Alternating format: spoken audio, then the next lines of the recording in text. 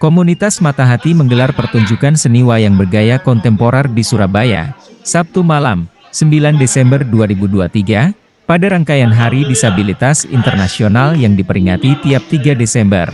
Pementasan wayang inklusi bertajuk, Ramah Tambak, Membangun Jembatan Kesetaraan. Ini berlangsung kocak dengan disertai sejumlah pesan yang syarat makna tentang kesetaraan. Pertunjukan ini menceritakan seorang raja bernama Rama Wijaya yang resah memikirkan cara menyeberangi Samudra Hindi. Dia ingin menjemput sang permaisuri, Sinta yang diculik oleh Raja Rahwana. Sebuah ide pun terpikirkan dan Prabu Rama lalu mengutus Wibisana dan Hanoman untuk membangun jembatan yang kelak bernama Jembatan Kesetaraan berbahan batu yang harus diambil dari Gunung Mangleawan. Kami ingin menyampaikan pesan soal inklusi, soal sosial bahwa para disabilitas juga punya potensi dan bakat. Mereka bisa mandiri dan layak hidup setara dengan semua orang, ujar co-founder Mata Hati Dian Ikaryani pada acara yang berlangsung di Auditorium RRI Surabaya ini, disaksikan undangan dari berbagai komunitas hingga instansi pemerintah. Pertunjukan ini ada 15 tokoh yang terlibat, mayoritas adalah penyandang disabilitas. Boy Insaf dari Radio Susana dan Rudi Aldi Merkuri dari Merkuri FM, dua penyiar senior radio di Surabaya ditunjuk sebagai dalang. Kolaborasi antara dalang dan pemain ini membuat cerita berjalan cair. Selain menata dan mengatur para wayang, Boy dan Rudi tak jarang melempar celetukan joke saat wayang keliru menyampaikan dialog atau gerakan saat berakting. Misalnya, saat adegan Rama, diperankan Jody Ardiansyah, mengeluh pada Laksmana, diperankan Nauvaldi, seorang penyandang tunarungu, dan Sugriwa, diperankan Iqbal, seorang penyandang tunanetra.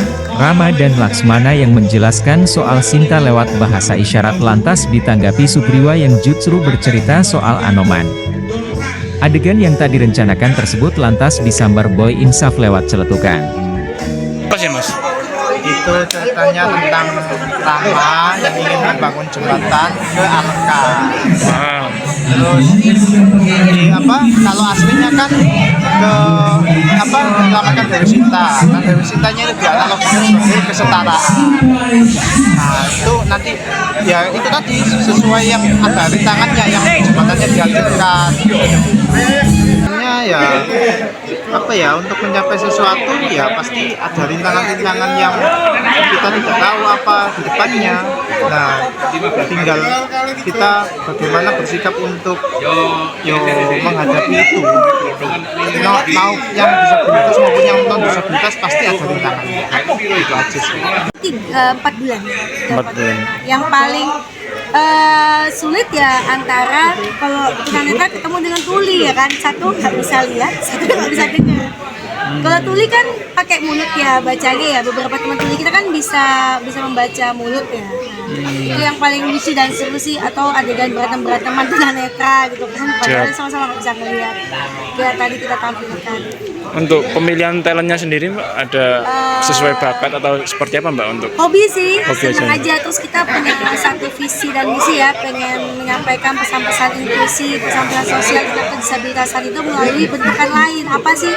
Kan kalau kayak seminar ya, talk show itu hal yang membosankan dan biasa. Kita pengen menggerakkan masyarakat, meningkatkan awareness-nya masyarakat melalui kegiatan talk show.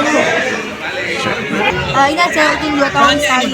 Yang sebelumnya kita Semar membangun inklusi. Kita mau menyampaikan pesan-pesan inklusi yang seharusnya kita lakukan di kehidupan masyarakat ini antara disabilitas dan non-disabilitas. Ini juga dalam rangka Hari Disabilitas Nasional. Kita kan memang ini kan acara wayang kontemporer ya Mas, yang kita menyelipkan pesan-pesan inklusi, pesan-pesan sosial melalui pagelaran seni. Jadi ini salah satu wadah cara kita menyampaikan pesan-pesan ini. Kalau kita ngikutin dramanya tadi mulai dari awal ke akhir, itu pesan yang mau kita sampaikan, kesetaraan yang harus kita raih sama-sama dengan teman-teman disabilitas, bahwa mereka itu udah punya banyak potensi dan bakat. Kayak teman-teman tunanetra udah bisa menggunakan gadget ya kan, bisa himpunan, bisa mandiri lah kemana-mana sendiri ya tanpa bantuan orang lain.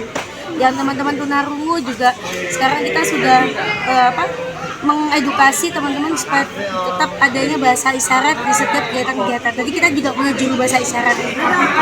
Dan kalaupun kita nggak bisa bahasa isyarat, ada aplikasi gratis yang bisa kita tinggal download aja yang mengubah teks menjadi suara. Kalau di tunanetra kan menggunakan aplikasi yang dari teks menjadi suara. Kalau yang tuli kebalikannya, suara menjadi teks.